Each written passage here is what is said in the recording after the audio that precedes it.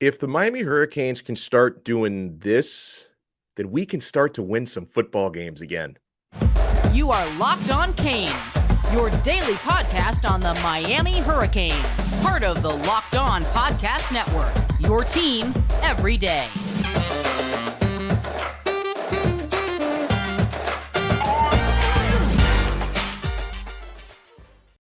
I am Alex Donno, your host. I'm a University of Miami alumnus, longtime South Florida sports radio vet, and contributor to allhurricanes.com. And thank you so much for making Locked On Canes your first listen today. We are available and free wherever you get your podcasts and free on YouTube. I'd like to thank LinkedIn Jobs for being the official college football recruiting sponsor across the Locked On College Network. LinkedIn Jobs helps you find the candidates you want to talk to faster. So post your job for free at linkedin.com/lockedoncollege. Terms and conditions apply. I want to go back to something that offensive coordinator Josh Gattis told we, the media, on Monday about Miami's offense. Because, the Hurricanes have they've done a decent job moving the football, picking up some yards between the 20s. But we've really seen them just step into quicksand in the red zone. And we've seen Miami just struggle to convert on third downs and fourth downs. That was a big issue that they had against North Carolina. Gattis said, quote, "The issue has been creating bigger chunk plays and scoring touchdowns," he said. "We've got to win the one-on-ones," Gattis said.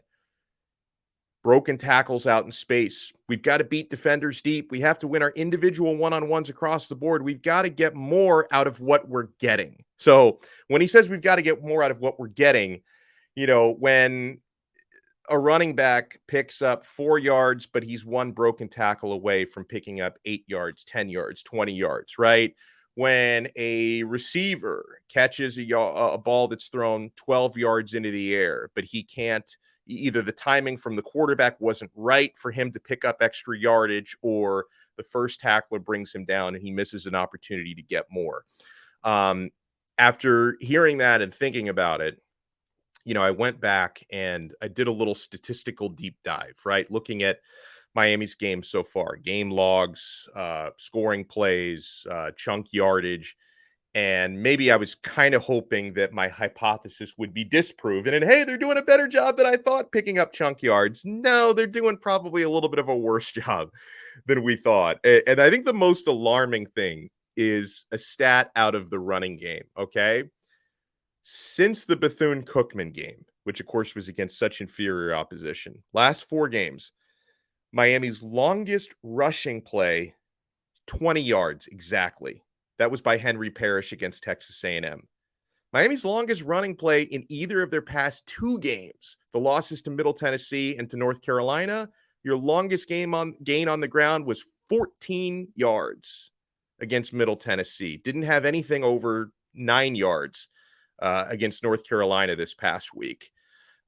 Major missed opportunities. And that's even from a running game that was productive the first 3 games, right? The last couple of games, the offensive line has just not been as physical. They've also been decimated by injury this past week. And, I think since the passing game was rolling so much against North Carolina, Miami did shy away from the running game a little bit. And you were down 14-0 early in that game. So you were chasing the game. But, the past couple of weeks, the production's been pretty alarming. But even in the previous few games, the running game wasn't getting anything extra. You can't dink and dunk your way to wins in the ACC, especially not if your defense is giving up 75-yard touchdown passes every single game, it seems. It's a chunk yardage conference. You can't be bringing a water pistol to a gunfight, okay? Now, in the passing game, of course, the passing game really has been poor until the North Carolina game. Miami obviously did a better job creating chunk plays in the passing game against North Carolina.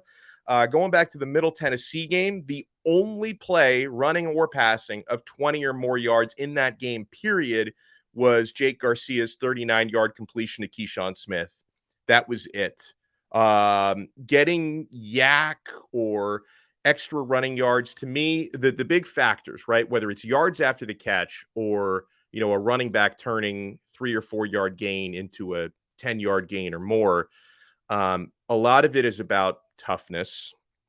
a lot of it is about shiftiness, right? When you think about players in space who are able to make those moves. Now, a good example of shiftiness is a player who's not even arrived yet at Miami, a 2023 verbal commit. If you haven't watched Nathaniel Ray Joseph, oh my God, he's so hard to tackle. And even if you do get your hands on him, he bounces off of you like a pinball. So, yeah, Miami needs more players like that. And when it comes to shiftiness, obviously, you had a lot of that with Charleston Rambo last year. And Tyler Van Dyke also had this great timing with Rambo where he was able to get the football to him, timed perfectly in space to get extra yards.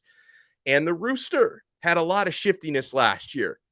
We're yet to see it this year from Knighton. He doesn't look completely healthy to me. So maybe at some point, fingers crossed, we're going to get it. When it comes to guys who I believe have the toughness, a lot of it is selective toughness because it seems like Will Mallory has some of that when he wants to. Because we saw him.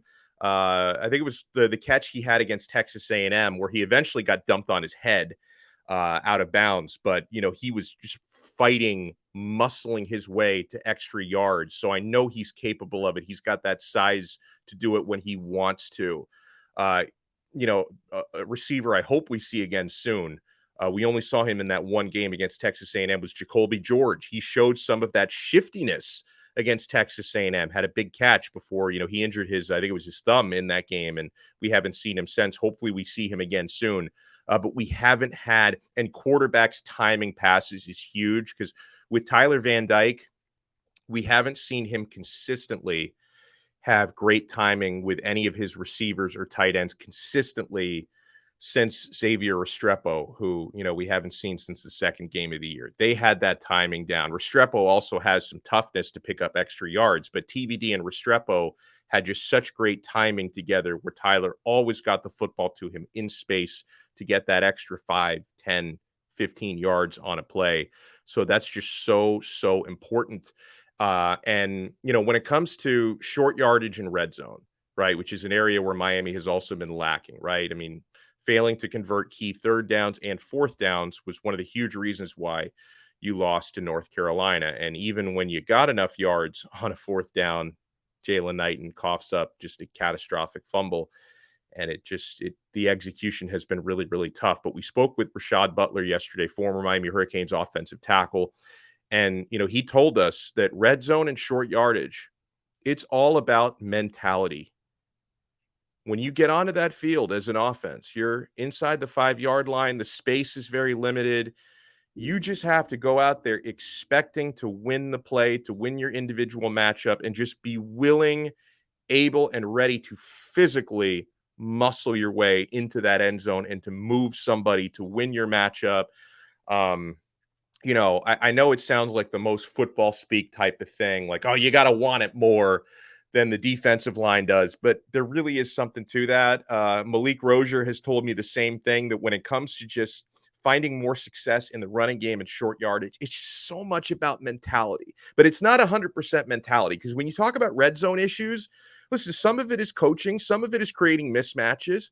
And, over the past game and the past 2 games, I think we're starting to identify some of Miami's larger, taller receiving targets who are becoming bigger contributors. We've got to get these guys into the end zone, trying to get open, trying to create mismatches, giving Tyler Van Dyke a big target to throw the football to. We need to get people like Will Mallory, Colbie Young, who stepped up now and played so well in that drive against North Carolina, and Jaleel Skinner, who's been stepping up, the true freshman tight end. A lot more opportunities for him now with Elijah Arroyo injured, and he's looked a little bit better with every play the last couple of weeks. Those guys are our biggest, tallest targets to get open in the end zone. Frank Ladson as well is a bigger guy. We need to create those mismatches, guys. We need to create those, okay? Another big thing that Miami is missing is starting games the way that they finish them. Offense and defense, but especially the defense, these last couple of games have just looked tense and mentally out of sorts early before finishing the game strong. Okay? Miami has been outscored 34-6 in the first quarter of these past 3 games combined, all losses. These past 3 games, they've been outscored 34-6. The defense, they start games so tense, they give up these big passing plays early, and then they settle down. But sometimes they settle down too late, right? Miami only gave up 6 second half points to UNC. They did end up holding that Tar Heels offense to their lowest scoring output of the season at 27 points, which on paper could have been good enough to win that game. It wasn't, unfortunately. So after giving up 14 points in the first quarter, they gave up 6 points the entire second half. UNC only had a little over 100 yards of offense in the second half. So this defense is capable of being a good defense, but they need to find a way to start games the way that they finish games. And I'm happy that, that Coach Steele seems like he does a pretty good job making second half adjustments, but these players, and because I'm not going to put it all on coaching, right? These players and these coaches need to be prepared early, because instead of just taking a big shot and counterpunching, they need to find a way to start on the front foot rather than getting backed into a corner early. Ooh, you know what we have today? It's Wednesday, right? It is. Check's calendar. It's Wednesday. We've got the Wednesday stock report, guys. Whose stock is rising and who are we investing in for this coming week? Which Miami Hurricanes players are we buying stock in for this Virginia Tech matchup coming up? We have that and so much more, including a recruiting note coming up on this episode of Locked On Canes. So keep it locked. And guys, make sure you're taking advantage of LinkedIn Jobs. Every potential hire can feel like a high-stakes wager for your small business. If you want to be 100% certain that you have access to the best qualified candidates, it's why you have to check out LinkedIn Jobs. LinkedIn Jobs helps you find the right people for your team faster and for free. You add your job to LinkedIn Jobs with the purple hiring hashtag frame to your profile to spread the word that you're hiring. Then simple tools like screening questions will make it easy to focus on the candidates with just the right skills and experience, so you can quickly prioritize who you'd like to interview and hire. It's why small businesses rate LinkedIn Jobs #1 in delivering quality hires versus the leading competitors. LinkedIn Jobs helps you find the qualified candidates you want to talk to faster. Post your job for free at linkedin.com/lockedoncollege. That's linkedin.com/lockedoncollege to post your job for free. Terms and conditions apply. Thank you so much for making Locked On Canes your first listen today. We're available free wherever you get your podcasts and available free on YouTube. And if you're watching on YouTube, make sure you hit that thumbs up button, subscribe to our channel. And if you're listening on podcast, make sure you subscribe on Apple Podcasts, Spotify, Google, or wherever you get your pods. We're going to have our stock report in a second. I do want to start looking at some of the numbers, crunching the numbers before Virginia Tech. Virginia Tech, I say this with caution, but they have one of the worst offenses in college football. One of the worst. Not one of the worst in the ACC, one of the worst in college football. So why do I expect them to look like the 1999 St. Louis Rams on Saturday? Are we going to see one of the worst statistical offenses? Is Miami going to make these guys look like the greatest show on turf? Right? But Virginia Tech, they enter this game 120th in the country in points per game at just 20 points per game, 20.0 points per game, 120th out of 131 teams, okay? They average 332.7 total yards per game, which is 98th in the country. And they are 110th in rushing and 94th in passing, thanks to Kane's warning for compiling those stats. And their quarterback, Grant Wells, he's not exactly been lighting it up this year. He's got 6 touchdown passes to 7 interceptions this season. Now, Miami's coaches did speak highly of Wells, and I get the sense that, and I don't think they're just saying this to sound humble, but I get the sense, talking with Mario Cristobal and talking with Kevin Steele, the defensive coordinator, that they feel like Grant Wells is capable of a lot more than his stats have shown this year. Like he's, they say he takes care of the football well. I guess that's probably in terms of not fumbling, because, again, he's thrown more interceptions than touchdowns this year. And they do see him as a threat. And I'm glad, right? Because when your defense has been routinely burned by passing plays of 65 or more yards, several of them these last couple of games, you don't want to take any opposing quarterback lightly, right? Because Chase Cunningham, the Middle Tennessee quarterback, was not supposed to be that good. And he looked like 2019 Joe Burrow against us. Okay. So hopefully we don't have Grant Wells. Hopefully we don't give him like his big coming out party this week. But certainly, if you go by the numbers, Virginia Tech's offense, to say that they're not very good would be generous. They are near the bottom of the country in most every statistical category. Make them look like that out there on Saturday. Yeah, you got to go into their house. You got to go into Blacksburg. It's going to be loud there. Hokey, hokey, hi at Lane Stadium. They're going to sing Enter Sandman. They're going to stomp their feet. Even at 12:30 p.m., it's going to be crazy out there. So try and make that crowd quiet. That's another reason why you have to start fast because, in the blink of an eye, Miami was down 14-0 against North Carolina. They were down big against Middle Tennessee in the blink of an eye. Start fast in this game. And if you do start fast, you can actually give your running game, I think, an opportunity to find a little bit of a rhythm again. Let's check our stock report for this week. Of course, when you talk about stock being very, very high, probably I'm not going to say at an all-time high, but at a 2022 high, Tyler Van Dyke's stock is soaring. Tyler Van Dyke's stock is so high right now. I'm not buying it because it's so high. We like to buy low. We like to buy the dip. That's why we bought Tyler Van Dyke stock last week, because last week, TVD stock had basically bottomed out. So we bought at the bottom, and then 496 yards and 3 touchdowns later, we are counting our dividends right now. Now, of course, I want to offer this disclaimer.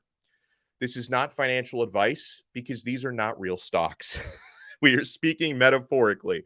But I just wanted to let you know, Tyler Van Dyke's stock is soaring, but I am not buying because we like to buy a little bit low. Now, this stock has gone up, but I am still buying because I think it can go a lot higher. I am buying stock in Colbie Young, number 88, 6'5", first team all Donno. The only thing surprising about Colbie Young was that it took 5 games to finally see what this guy can do.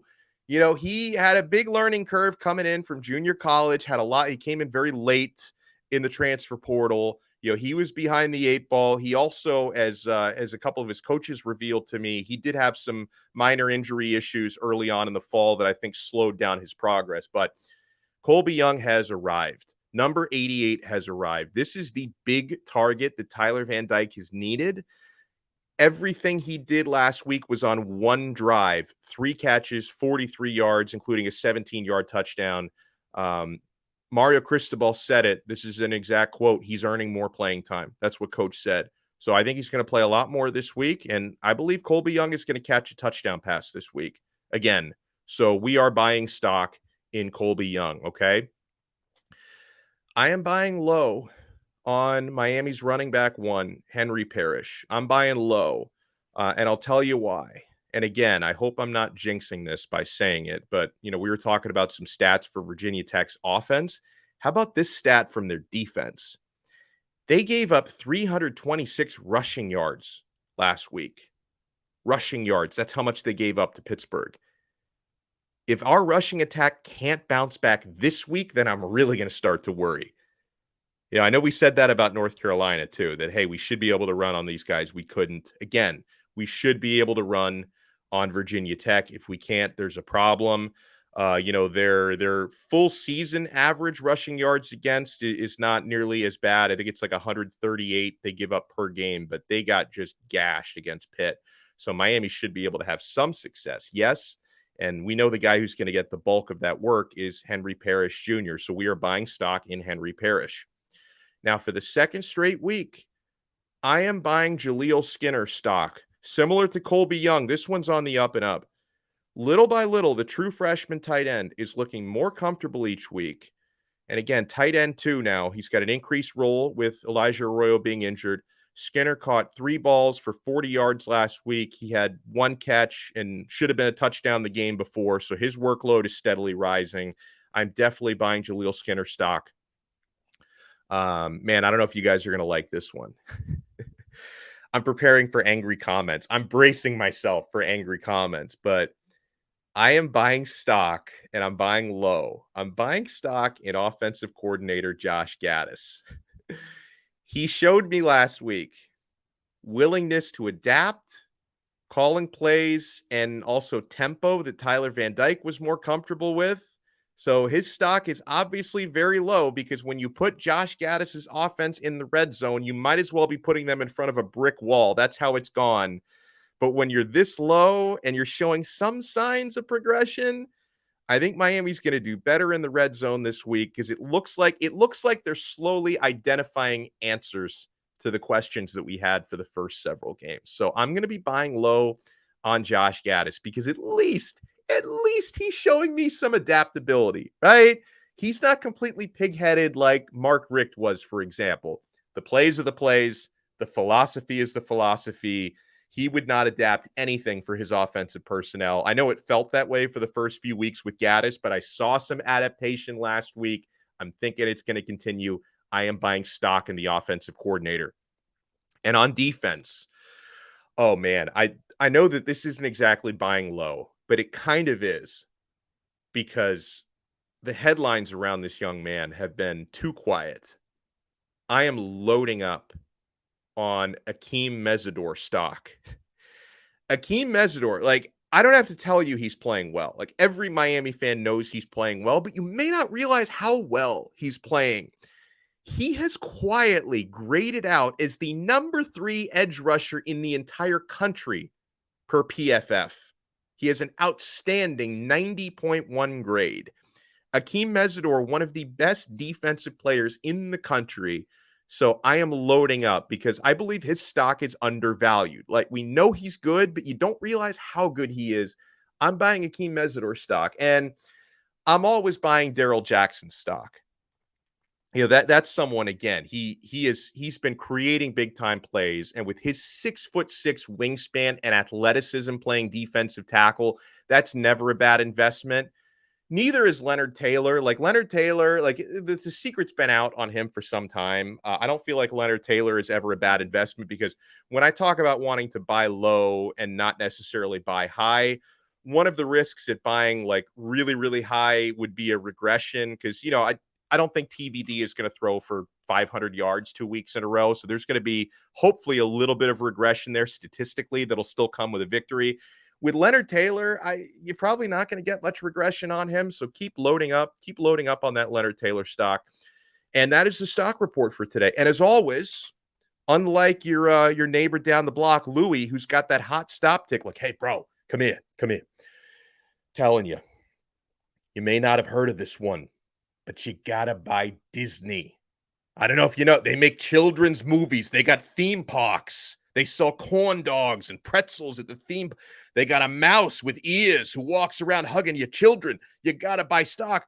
Like, no, this is not real financial advice, but keep an eye out for these players this weekend because I think the guys that we talked about could have big games and really, really nice games against Virginia Tech. Got an interesting recruiting note when we come back. I hope every player Miami is recruiting has the same attitude that this guy has, okay? And Tyler Van Dyke, he spoke about his comfort last week inside the offense. So we will get to that and more right after we talk about Built Bar. Have you tried the puffs yet? Ooh, I eat 1 or 2 every day. If not, if you haven't tried them, you're depriving yourself of one of life's greatest joys. I love the delicious, indulgent cookie dough puff. It's my favorite. I buy them like 3 boxes at a time. They're covered in chocolate. Built has done it again. Cookie dough chunk puffs have a light and chewy texture, real cookie dough chunks in them. And of course, yeah, they're covered in 100% real chocolate. All the joys of eating cookie dough without the hassle of making it. Plus, it's healthy for you. Cookie dough chunk puffs are only 160 calories. They have a whopping 15 grams of protein. Once you look at the macros chart for Built Bars, you're so spoiled because nothing else compares. Run to Built.com, snag a box for you and your family. Like all Built Bars, the new cookie dough chunk puff is covered in 100% real chocolate. That means they're healthy and they're tasty. Chocolate-covered cookie dough with a light, fluffy texture. They're so good. What's great about Built is all their bars are made with collagen protein, which your body absorbs more efficiently and provides a ton of health benefits. Eat something that tastes good and is good for you. You're going to love the new cookie dough chunk puff, whether you need a snack for your workout, a late night treat, or just want to grab a quick bite. Built is the perfect protein bar, and they taste better than a candy bar, guys. So ditch the calories, the fat, and the sugar, and grab yourself a Built bar. Go to built.com and use my promo code LOCKEDON15 to get 15% off your order. Use promo code LOCKEDON15. We are Locked On Canes. We are part of the awesome Locked On Podcast Network, your team every day. Tyler Van Dyke clearly felt more comfortable in the offense this past week. I think some of that was his bouncing back from adversity. I think he knew it's now or never, because if I don't perform this week, I may not be the quarterback after this. But I think a lot of it had to do with the tempo, right? He said, I felt like we were the better team. He said, we just have to execute better. That comes down to players, he says. So he's going out of his way not to blame coaching. He says, we have all the faith in all the coaches. We just have to execute better. We made a step in the right direction in the pass game. Have to run and pass well at the same time. He said, thank you. All I want is balance, right? A good balance, he says. Just have to come back and move on to Virginia Tech, build on those positives and get rid of the negatives. I love balance. Like, okay, it's great. And somebody asked us this question in the mailbag the other day. It's like, why aren't Canes fans ever happy, right? When we're not running the ball, they want to run it more. When we're not passing it, we want to pass it more. I just want balance, right? Instead of throwing for 496 and running for 42, how about throwing for 300 and running for 200? Is that too much? Like, I just want balance, because that's how you win football games. You win football games with balance. And the offensive coordinator, Josh Gattis, said the same thing, that he's like, you don't win in major college football when you're attempting 50 passes a game. Like, you need to have more balance to win football games. So I love that from TVD. And Van Dyke, he said that that they were using basically the same plays last week, but it was about executing. But he did add, tempo really helps us get going. Think less, play ball. First of all, it's very clear from these past 2 years that Tyler Van Dyke is better when the tempo is moving. We know that about Tyler. And it gives you advantages as an offense, right? Because, you've got a quarterback that plays better when he's in rhythm. And when you're in rhythm and you're moving in tempo, it creates more chaos for the defense, right? The defense has less time to think. You can catch them off guard. So the tempo just works so much better for these guys. There was a cool note on a Miami recruit. This was shared by Kane Sport. Gary and Matt Shodell and the guys do an awesome job there. About Robert Stafford. They spoke, and by the way, every home game, when I check who's in the recruiting section and in the recruiting tailgating tent pregame, I see Robert Stafford, the 4-star cornerback. I see him at every home game. This guy looks completely invested, right? Like, if you're wondering, oh, is anybody going to flip? If somebody flips, it's not going to be Robert Stafford. That dude is fully bought in. He's at every single game, right? He said, quote, I really don't think it will take long for Miami to be back. The most is 2 or 3 years, he said. Stafford says a good indication of where things stand come from a message he got from safety Cam Kinchins after the game. He said, quote, Cam just told me that you have to trust the process and it'll get right. He talked about the UNC game. It was a pretty exciting game. And what Miami did well was just keep fighting, he said.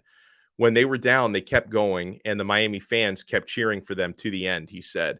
Coach Cristobal was just saying that this is about his recruiting class. He spoke with Cristobal and Jamil Adai. Coach Cristobal was just saying that we're the start of the new build of bringing the U back, that this new recruiting class he's recruiting, we're the new start coming together, he said. Coach Adai, he was just telling me about how I need to be ready to come in and try to earn a starting spot. He said, that's one of the reasons I committed. I have a real chance of doing that. So, yeah, I hope that every current verbal commit and any potential verbal commits all have that attitude, right? That they see the vision for the future, right? Miami's not winning games right now, but they see the opportunity to win within the next 2 or 3 years. And some of the best high school players in the country at a number of different positions. If you're a cornerback, if you're a wide receiver, especially, you've got an opportunity to come to Miami and earn a starting spot pretty quickly. So That's a little bit comforting. Want to send a huge shout out and thank you to everybody who takes time out of your day to listen to or watch Locked On Canes. Remember to make Locked On ACC your second listen. And I do every Thursday show with Candace Cooper. She's on every day, of course. I do the Thursdays with Candace. She takes you around the ACC in 30 minutes or less. We will talk to you. You know what, guys? We're going to have a 2-episode day today because we're going to track down our guy, John Garcia Jr. from Sports Illustrated, talk some more Miami recruiting. So be on the lookout for probably around a 5:30 p.m. drop later today on Wednesday for a recruiting episode right here on Locked On Canes, part of the awesome Locked On Podcast Network, your team every day.